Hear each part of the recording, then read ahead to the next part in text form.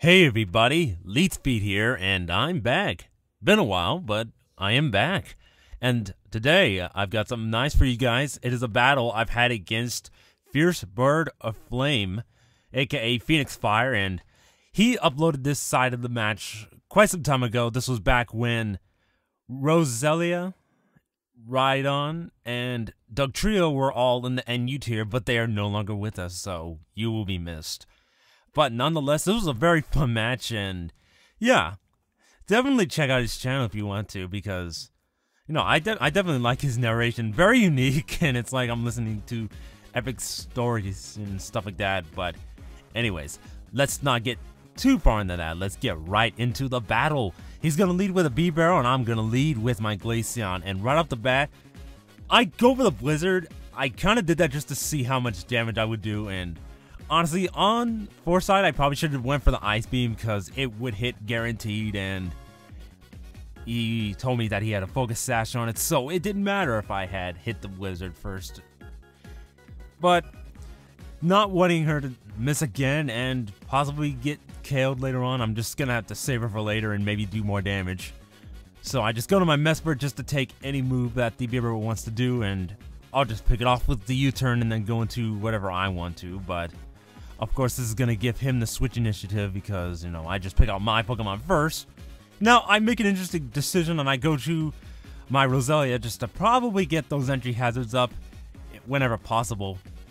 But I'm definitely going to have to switch out because I don't know what the Simisear wants to do. I don't know if it's mixed or something like that because, I mean, if it has acrobatics, I'm in trouble. So I do switch out just to kind of see what it's going to do. And I see Ice Beam and no Life Orb recoil, so I'm thinking this thing is choiced in some way. Specs or Scarfed, but I believe in his narration he said it was Specs, so that's why this does quite a bit of damage. But, you know, Roselia has good natural Spec D and Eviolite, so, you know, she could pretty much take at least one and KO it outright with a Giga Drain. Not sure if the crit mattered, but, you know, then again, it is a Roselia, base 100, special attack, and, you know, it's stab and Simipour isn't that bulky really, but you know, enough said there. Now I do have to switch out because I don't want to take any attack, I mean even the U-turn, because really I might want to save her for later on. So I decide to go into my Rhydon to pretty much take any hit that this Unfezant wants to go for. But yeah, you actually might want to pay attention to that Unfezant because it actually does more work than I anticipated. And anyways, since I know that Mr. Mime tends to carry the Magical Leaf a lot of the time, at least the Technician set does, I'm gonna have to switch out predicting that and, you know, fodder out my Glaceon, which she doesn't get to do anything this game, but hopefully she will next time around.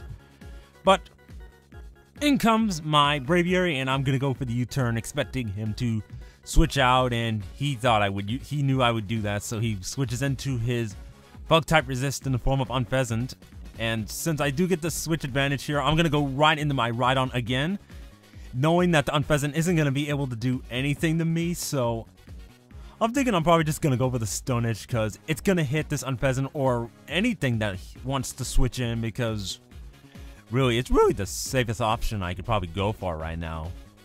And in comes this Arbok, and with Intimidate, I'm not going to be able to KO this Arbok because, you know, my attack got lowered a bit. But here, he shows me that he's got an offensive Arbok with Earthquake. But Earthquake just falls short of KOing the Rhydon, so I'm going to have to pretty much pay him back by using the same attack right back at him. So Arbok is down, but Rhydon is pretty much too weak to keep going, and he's pretty much going to pick me out with the U-turn. Of course, this gives me the switch advantage because now I get to see what he goes into.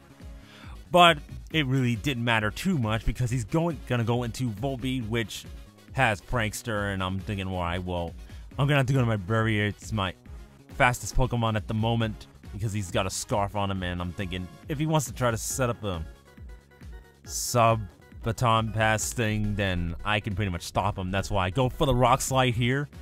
I did not want to go for the Brave Bird just on the off chance that he went for the substitute and tried to stall out my Brave Bird and deal as much Life Orb, not Life Orb, but Brave Bird recoil, because it would rack up pretty fast and I kind of didn't want that, especially when rocks are up. But in comes Mr. Mime, and he's pretty much gonna pick off my bravery with a Psyshock, and since I'm not gonna be able to outspeed it at all, there's really no point in switching out whatsoever. But it's all good for the moment because I'm gonna bring in Trappin' 101, my Dugtrio, showing you guys how to trap 24/7. But you know, as I said, he's no longer with us, so you know, I'd have more matches where he would be doing that, but not in this tier. Maybe in OU I might actually use him, but I don't know. But anyways, I go for the Sucker Punch.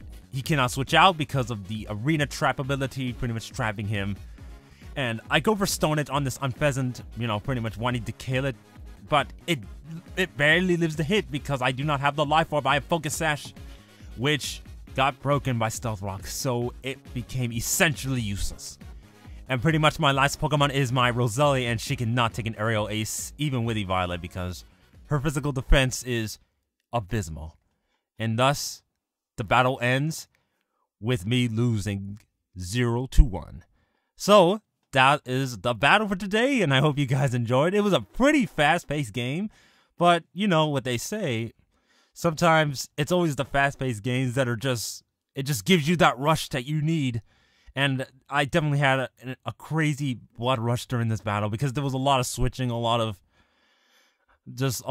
quick moves going about and all that, and that was enjoyable. So yeah, thanks for that great battle, and we'll definitely battle again sometime later. And you know, I definitely one of my favorite battles that I've ever done. So definitely check out Fenixfire and you know his narrations because it's very unique, and it's like if you wanted to hear story time, or some people actually say he might have sound like someone who narrates National Geographic or whatever, you're definitely going to want to check him out. But anyways, I hope you enjoyed. If you did, leave a like, leave a comment, of course, you know, tell me what you think. And yeah, I don't know. I guess that's really all I got to say. There's not too much I want to talk about, you know, but yeah, I'll see you guys next time. Peace out.